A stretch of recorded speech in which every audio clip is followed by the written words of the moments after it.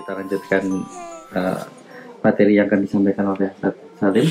Mungkin bagi Bapak Ibu yang mungkin selama mendengarkan materi bisa menyiapkan pertanyaan, karena di sini kita akan ada sesi tanya jawab.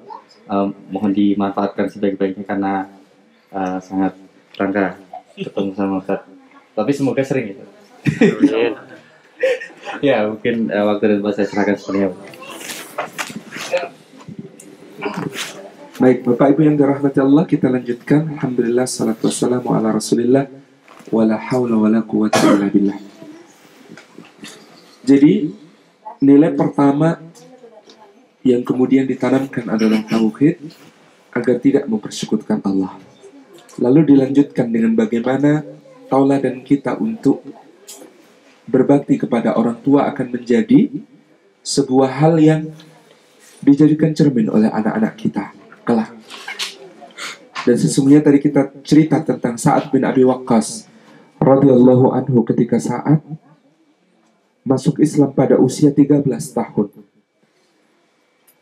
Ibundanya yang mengetahui Islamnya Sa'ad amat sangat kecewa, amat sangat marah. Dia memutuskan untuk mogok makan. Dia katakan kepada putranya, "Anakku, sebelum engkau meninggalkan agama Muhammad, kalau engkau masih saja berada di agama Muhammad, maka perhatikan ibumu ini tidak akan makan, tidak akan memasukkan satu suapan pun ke mulutnya sama sekali." Sa'ad bin Abi Waqqas selama masa-masa itu terus berada di sisi ibundanya, mencoba untuk membujuk ibundanya agar mau makan, mencoba untuk membujuk ibundanya agar mau disuapi. Dia sediakan makanan di situ, dan kemudian setiap saat dia kemudian merayu bundanya, "Bunda, makan bunda. Tidak, selama engkau masih mengikuti Muhammad dan menghina nenek moyang kita, merendahkan Tuhan-Tuhan kita. Tidak." Terus Sa'ad bin Abi Waqqas mendampingi bundanya, kadang-kadang memijit kakinya, kadang-kadang kemudian memijat punggungnya, membujuk beliau untuk makan berulang kali, terus menerus sampai 3 hari lamanya. Maka pada hari yang ketiga itu, ketika dia lihat bundanya sudah semakin lemah, dan semakin lemah, Sa'ad bin Abi Waqqas kemudian menyatakan sikapnya, "Bunda, mohon perhatikan. Sesungguhnya aku sangat mencintai bunda. Aku tidak ingin bunda sakit. Aku tidak ingin bunda mengalami penderitaan seperti ini. Sama sekali aku tidak menginginkan. Tetapi kalau bunda menginginkan agar aku kembali kepada kemusyrikan setelah aku beriman kepada Allah Subhanahu wa taala dan Rasulnya sallallahu alaihi wasallam, maka demi Allah bunda, meskipun bunda punya 70 nyawa, lalu setiap nyawanya dikeluarkan dengan rasa yang sangat menyakitkan di depan Nanda untuk memaksa Nanda kembali kepada kekufuran, Nanda tidak akan pernah kembali kepada kekufuran selamanya setelah iman kepada Allah, setelah iman kepada Rasulnya sallallahu alaihi wasallam." Maka sang bunda luluh, dia pun kalah, dan kemudian dengan bujukan Sa'ad bin Abi Waqqas radhiyallahu anhu, dengan terus-menerus dia mengajak bundanya kepada jalan hidayah. Lalu suatu hari dia menghadap Nabi, "Ya Rasulullah, doakanlah bundaku agar dia menerima hidayah." Maka benar, Allah Subhanahu wa taala berkenan mengaruniakan hidayah kepada ibunda Sa'ad bin Abi Waqqas sebelum wafatnya. Bapak Ibu yang dirahmati Allah, hal selanjutnya yang perlu kita tanamkan kepada diri kita dan juga kepada anak-anak kita adalah kalimat Luqman, "Ya bunayya innaha intaku mithqala habbatin min khardalin fatakun fi sahratin aw fis samawati aw fil ardi ya'ti bi Allah. Innallaha latiful khabir." Hai anakku, kata Luqman, sesungguhnya jika ada sesuatu dari amal perbuatan yang seberat biji yang sangat kecil dan tidak tertimbang, dan dia berada di dalam sebuah batu tersembunyi, atau di satu tempat di langit, atau satu tempat di bumi, maka Allah Subhanahu wa ta'ala akan mengetahuinya dan mendatangkan balasannya. Ya'ti bihallah. Sesungguhnya Allah maha lembut, latif, dan maha tahu, khabir. Bapak Ibu yang dirahmati Allah Subhanahu wa taala. Sering dulu saya bertanya, kenapa anak dalam Islam itu diajar untuk sholat, diperintahkan untuk sholat pada umur 7,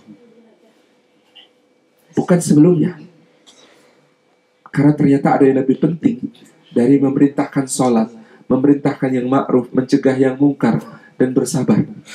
Dalam urutan yang disampaikan oleh Luqman, ada pokok yang mendasari semua perintah untuk beramal kebajikan, yaitu kesadaran innaha intakum mithqala habbatin min khardalin fatakum fi sahratin aw fi samawati aw fil ardi ya'ti Allah. Bahwa nak, sekiranya kamu melakukan sesuatu amalan yang kecil saja, apalagi yang besar, lalu dia amal itu tersembunyi di dalam batu, tidak terlihat oleh apapun juga, siapapun juga, tidak ada yang mengetahuinya, atau di langit, atau di bumi, atau dimanapun juga, maka Allah yang mengetahui, Allah yang akan mendatangkan balasannya. Kenapa memerintahkan sholat itu ditunda sampai umur 7 tahun?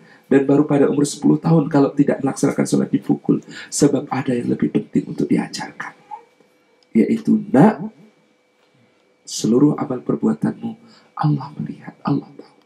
Nak, setiap yang kau kerjakan, meskipun abah dan umi tidak lihat, meskipun ustazah dan ustaz tidak lihat, meskipun bapak ibu guru tidak lihat, meskipun tidak ada orang yang melihat, teman-temanmu tidak melihat, tetapi perbuatanmu kecil ataupun besar, baik ataupun buruk, Allah Maha melihat, dan Allah yang akan mendatangkan balasannya. Itu yang kemudian menjadi pokok dasar dari semua perintah untuk beramal. Kesadaran bahwa Allah melihat, Allah mendatangkan balasan, Allah Maha mengetahui, dan balasan Allah adalah balasan yang terbaik dari semua balasan.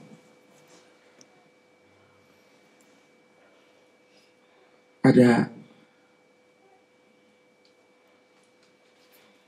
yang kemudian menjadi kurang tepat ketika kita mengutamakan mendidik anak kita dengan reward dan punishment, reward dan punishment.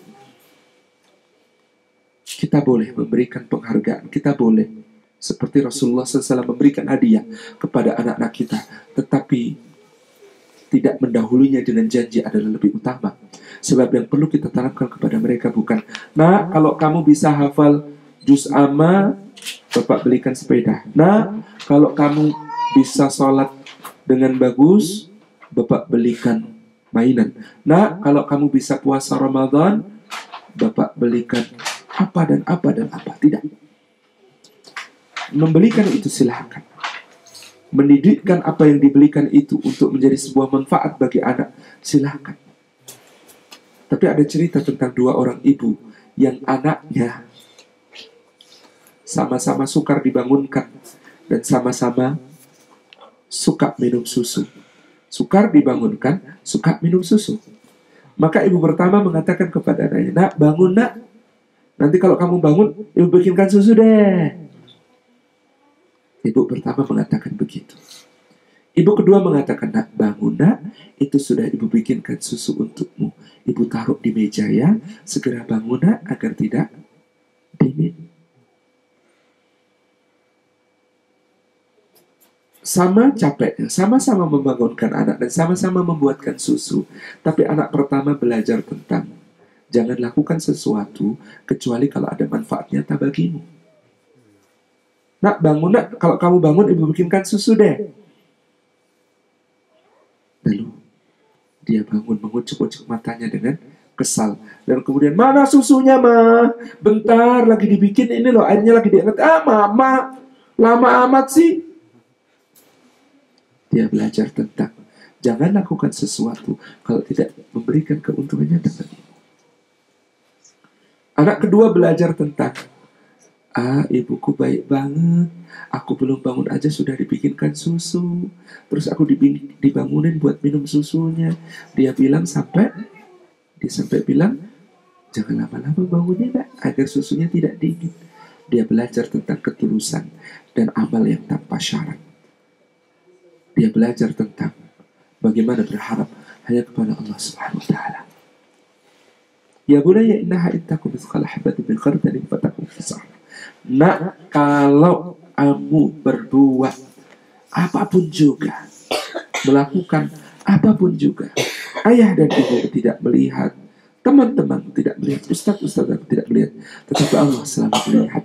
Dan semua Allah catat, semua Allah akan berikan balasan. Balasan Allah lebih besar dari apa yang diberikan ayah. Balasan Allah lebih besar dari apa yang diberikan ibu. Balasan Allah lebih besar daripada cinta orang tua.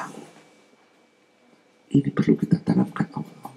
Sebelum kita mengatakan wasiat selanjutnya seperti yang dikatakan Luqman, ya bunayya aqimis shalah wa'mur bil ma'rufi wanha 'anil munkar wasbir 'ala ma asabak. Kita akan sangat kesulitan menyuruh dia berbuat kebajikan. Kita akan sangat kesulitan mencegah dia dari kemungkaran. Kita akan sangat kesulitan menyuruh dia untuk memenuhi kewajiban-kewajiban kepada Allah ketika nilai yang tadi belum tertanam. Ada seorang ibu datang ke rumah kami pada suatu hari. Dia mengatakan, tolong Ustaz, anak saya sudah 10 tahun. 10 tahun kok ya sampai sekarang belum mau sholat. Padahal sudah sejak kecil loh, sudah saya tanamkan sholat itu wajib dan penting. Pertanyaannya sejak umur berapa, Bu? Ya mungkin 2 tahun sudah saya belikan mukena gitu. Waduh. Terus Bu, pertanyaan pentingnya adalah, ketika umur 2 tahun, 3 tahun itu, anak itu ibu ajak sholat, lalu dia main-main, atau bahkan gangguin ibu apain? Pertanyaan pentingnya. Kadang-kadang saya cubit, Ustaz. Saya kasih tahu dia, ini sholat penting, gak boleh diganggu. Nanti Allah marah loh. Sejak kapan Allah marah sama anak kecil? Tidak ada dalilnya. Dan betapa kemudian si ibu itu menyesali. Kenapa umur 10 tahun belum mau sholat? Sebab sejak kecil dia mengenalkan sholat kepada anaknya sebagai sesuatu yang horor, sebagai sesuatu yang mengerikan. Ibunya kalau sedang sholat berubah jadi galak. Kalau sedang sholat galak luar biasa. Kalau tentang sholat galak luar biasa. Dan kita perlu belajar kepada Nabi SAW yang ketika kemudian datang ke masjid suatu hari menggendong Umamah binti Abil As, cucu beliau dari Zainab, digendong salat, ketika kemudian rukuk diletakkan, ketika i'tidal diambil lagi, ketika sujud diletakkan lagi, ketika duduk di antara 2 sujud di pangku, setelah itu diletakkan lagi, lalu beliau sujud, begitu seterusnya sepanjang salat. Dan kita perlu belajar kepada Nabi SAW yang diceritakan Ibnu Abbas pada suatu hari, kami sholat bersama Nabi, lalu kemudian Nabi sujud terakhir, lama sekali beliau sujud sampai kami berpikir yang bukan-bukan tentang Nabi. Maksud Ibnu Abbas, kami berpikir jangan-jangan Nabi wafat pas sujud gitu. Lama banget gak bangun-bangun dari sujud. Begitu kemudian selesai salat, mengucap salam, Nabi baru kemudian menyampaikan permohonan maaf kepada seluruh jamaah, kepada seluruh sahabat. Apa kata Nabi? Mohon maaf ketika sujud tadi lama, karena Husain naik ke punggungku dan menjadikan aku kuda-kudaan. Sementara aku tidak ingin memutus kesenangannya, maka aku biarkan dia sampai puas dan turun sendiri, baru aku bangun dari sujudku. Masya Allah. Dan nanti kita akan kenal kelak Husain ketika dewasa digelari sebagai As-Sajjad, orang yang banyak sujudnya, orang yang sangat menikmati sujudnya. Saya bertanya-tanya, jangan-jangan karena sujud itu pada waktu dia kecil membiaskan kesan yang sangat mendalam di dalam hatinya, yaitu sujud itu asyik, saking asyiknya bisa dinaikin main kuda-kudaan sampai puas gitu. Sujudnya Nabi SAW. Ya bunayya aqimis shalah. Iya, mengenalkan sholat sebelum umur 7 dianjurkan, tetapi tidak memerintahkan dan tidak membebani kalau kemudian anak tidak mau, tidak berkenan. Itu bagian penting. Aqimis shalah wa'mur bil ma'ruf wanha 'anil munkar wasbir 'ala ma asabak.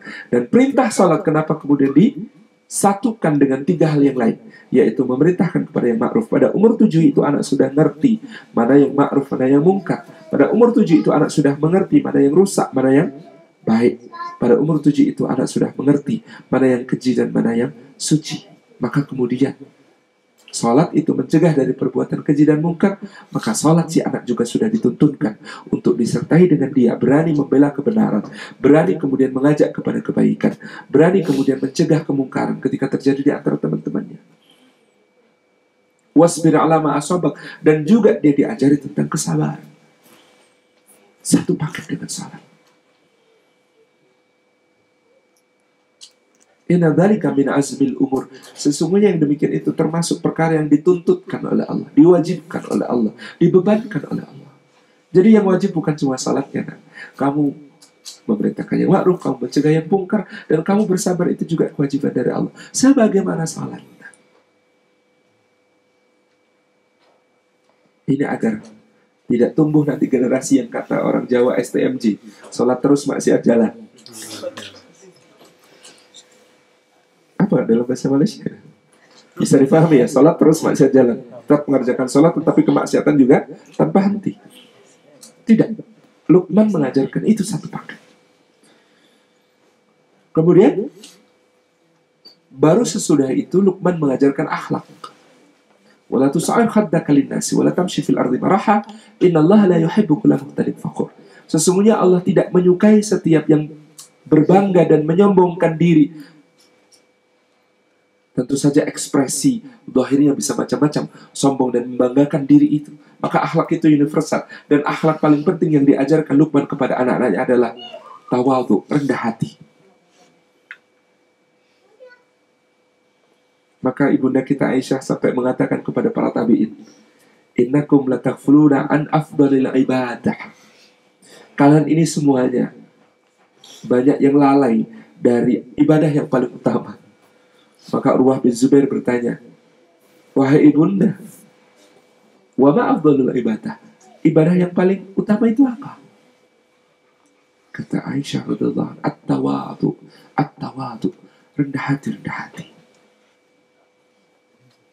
Kenapa begitu? Karena Nabi SAW ketika diperintahkan untuk kemudian berdakwah saja, maka Allah mengatakan kepada beliau, wa anzir ashiratakal aqrabin wahfid janahaka liman ittaba'aka minal mu'minin. Dan serulah, beri peringatan kepada kaum kerabatmu yang terdekat, wahfid janahaka, makna harfiahnya wahfid, rendahkan, janahaka, sayapmu. Kalau dalam orang Jawa kalau lewat itu ya wahfid janahaka, kalau lewat kemudian merundukkan tangannya. Wahfid janahaka, Allah perintahkan kepada nabinya untuk merundukkan dirinya liman ittaba'aka, terhadap orang-orang yang mengikuti engkau. Bayangkan, Nabi disuruh kemudian rendah hati, bertawadhu, berunduk-runduk kepada orang-orang yang mengikutinya di antara orang-orang mukmin. Kalau Nabi saja diperintahkan untuk tawadhu kepada pengikutnya yang orang mukmin, bagaimana kita? Karena dalam kerendahan hati itu, bagi hati yang merunduk-runduk, sudah nggak ada lagi tempat untuk jatuh. Mau dihina susah. Orang yang rendah itu tuh mau dihina susah. Oh, dia memang merendah. Bapak ini goblok ya. Alhamdulillah Pak, saya ini bukan cuma goblok. Betapa memang saya ini bodoh. Kegoblokan saya yang ditampakkan kepada Bapak baru sebagian Pak. Goblok saya banyak sekali Pak. Coba mau dihina gimana ya begitu? Nggak bisa. Orang yang kemudian tawadhu itu nggak bisa dihina, nggak bisa direndahkan, karena memang dia sudah menempatkan diri di tempat yang rendah, nggak bisa jatuh lagi. Maka dikatakan ada nikmat yang tidak bisa didengki. Kita kalau punya nikmat itu kan umumnya didengki. Punya rumah bagus didengki orang, punya mobil bagus didengki orang, punya istri cantik didengki orang, segala, punya jabatan tinggi, punya karir bagus, punya nilai bagus, itu bisa didengki orang. Tetapi ada satu nikmat yang tidak bisa didengki. Apa itu? Kerendahan hati itu. Sahibut tawadhu, pemilik ketawaduan itu adalah pemilik nikmat yang tidak bisa didengki. La tuhsab, dia tidak bisa didengki. Tetapi ada musibah. Orang itu kalau dapat musibah, balak, bencana, biasanya kan dikasihani. Orang kecelakaan, orang jatuh bangkrut, orang kemudian kehilangan saudara, kehilangan orang-orang tercinta, itu kan dikasihani. Tapi ada satu balak bencana yang kalau ada orang ketimpa itu nggak dikasihani orang. Apa itu? Takabur, sombong. Orang sombong itu balak bencana, tapi nggak ada orang kasihan sama orang sombong. Orang rendah hati itu nikmat yang tidak bisa didengki. Orang sombong itu bencana yang tidak bisa dikasihani. Karena dengan kerendahan hati itu, seperti akhlak utama, akhlak mendasar yang diajarkan oleh Luqman kepada anak-anaknya, maka kemudian cinta itu akan mengalir. Cinta itu kayak air, mengalir dari hati yang tinggi ke hati yang rendah. Di mana-mana cinta begitu, cinta mengalir dari hati yang tinggi ke hati yang rendah. Karena dengan merundukkan diri itu, maka kita siap menerima berbagai macam hal. Ilmu terbuka untuk kita. Orang yang sombong adalah orang yang paling tidak bisa belajar, sedangkan orang yang rendah hati adalah orang yang paling memungkinkan untuk belajar. Karena kita menganggap, oh dia lebih pintar, oh dia lebih baik, oh dia lebih utama, oh dia lebih mulia, oh dia lebih... Selalu begitu. Bagi orang yang rendah hati, ilmu terbuka. Bagi orang yang rendah hati, segala kebaikan juga terbuka. Mudah sekali masuk. Maka kebalikan rendah hati adalah kesombongan. Yang kesombongan itu disebut oleh Nabi, batarul haq, menolak kebenaran, meremehkan orang lain, dan itu membahayakan sekali. Akhlak mendasar yang diajarkan Luqman kepada anak-anaknya adalah rendah hati, tawadhu. Baru sesudah akhlak, ajarkan adab. Kalau adab itu ekspresinya di tiap tempat, daerah, waktu bisa berbeda-beda. Yang dicontohkan Luqman adalah seperti yang ada pada zamannya, yaitu waqsid fi masyika. Sederhanalah kalau berjalan. Sederhanalah kalau berjalan. Jangan penuh gaya. Itu kan adab.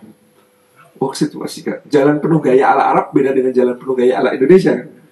Jalan penuh gaya ala Jogja itu kalau pakai pakai kain bebet, pakai kain bawahan itu, maka jalan penuh gaya ala Jogja itu begini.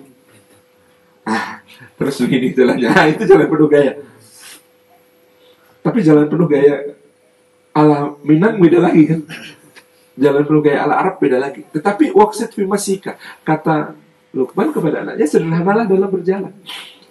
Itu yang Umar bin Abdul Aziz selalu nangis. Kenapa? Waktu muda dia akan hidup di tengah gelimang kemewahan Bani Umayyah yang luar biasa. Maka dia melatih sebuah gaya berjalan yang menjadi tren. Jadi gaya berjalannya Umar bin Abdul Aziz yang sangat anggun itu, sangat anggun sekali. Tentu saja nggak kayak Kapten Jack Sparrow ya. Jalannya itu sangat anggun dan sangat indah. Dan waktu dia tinggal di Madinah, itu gadis-gadis itu pada belajar kursus gitu ya. Cara jalannya, ambil course untuk cara jalannya Umar bin Abdul Aziz. Saking indahnya gitu cara berjalannya itu. Nah, nanti kemudian ketika jadi khalifah, dia akan berbalik hidupnya 180 derajat. Menjadi orang yang sangat khusyuk, sangat tawadhu, sangat kemudian takwa kepada Allah, sangat mendekatkan diri kepada Allah, sangat adil. Sehingga dia takut cara jalannya itu yang dimurkai Allah. Maka dia selalu mengingatkan Muzahim, ingatkan kalau jalanku nanti ada gayanya. Dan Muzahim capek ingetinya. Karena sudah sangat tertanamnya itu berpuluh-puluh tahun pada Umar bin Abdul Aziz. Kata Muzahim, Tuanku, engkau sudah mengubah seluruh hidupmu, kecuali satu, cara jalanmu. Seluruh hidupmu itu sudah berubah, kecuali cara jalan nggak bisa. Udah dimulai dengan jalan biasa gitu ya, nanti tengah jalan sudah berubah lagi, jadi penuh gaya lagi. Nggak bisa. Maka dia akan setelah diingatkan Muzahim nangis, ya Muzahim, aku takut ini jalan yang dimurkai Allah, ini cara jalan yang dimurkai Allah. Makanya ini terikat waktu, tempat, zaman, budaya. Bagi orang Indonesia misalnya, ngeliatin gak sopan dan lain sebagainya. Ukurannya sangat-sangat lokal gitu.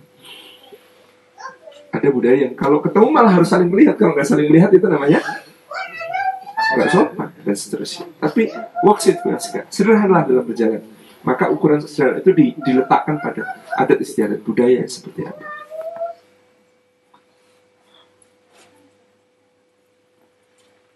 Yang terakhir, waghdud min sautik, dan tahanlah sedikit suara. Jangan teriak-teriak, jangan kemudian berkata tidak sopan dengan nada tinggi dan jelek gitu. Dan Luqman mengikat dengan sesuatu yang lagi-lagi adab, nilainya lokal. Inna angkaral aswati la sautul hamir. Sesungguhnya sejelek-jelek suara itu yang kayak suara keledai. Dan saya pernah mendengar suara keledai di Gaza, memang jelek sekali. Pernah dengar ya suara keledai meskipun hanya melalui film? Mau niruin nggak bisa saya. Jelek sekali memang, jelek. Jadi ada unsur teriakan, melengking, dan kemudian membentak. Gitu. Ada unsur bentakan, lengkingan, dan teriakan di dalam suara keledai itu, yang tidak patut manusia mengucapkan suara dengan cara yang demikian. Dengan benar. Nah ini Bapak Ibu yang dirahmati oleh Allah Subhanahu Wa Taala, rangkai-merangkai dari bagi diri kita dan juga bagi anak-anak kita ada nilai-nilai dasar yang harus ditanamkan. Dan Luqman memulainya dari tauhid, jangan mempersekutukan Allah, setelah dilandasi dengan rasa syukur atas kehadiran kita dan nikmat-nikmat yang hadir kepada kita. Kemudian dilanjutkan dengan bakti kepada orang tua, dilanjutkan dengan kemudian menanamkan asas amal, bahwa Allah yang melihat dan Allah yang memberi balasan setiap amal kita. Dilanjutkan dengan perintah-perintah dasar kewajiban sebagai hamba, dengan salat, dengan mencegah yang keji, dengan mencegah yang mungkar, memerintahkan yang ma'ruf dan bersabar. Lalu dilanjutkan dengan akhlak dasar yaitu rendah hati, dan dilanjutkan dengan adab, yaitu adab berjalan dan adab berbicara. Wallahu a'lam bishawab. Demikian dapat kami sampaikan. Assalamualaikum warahmatullahi wabarakatuh.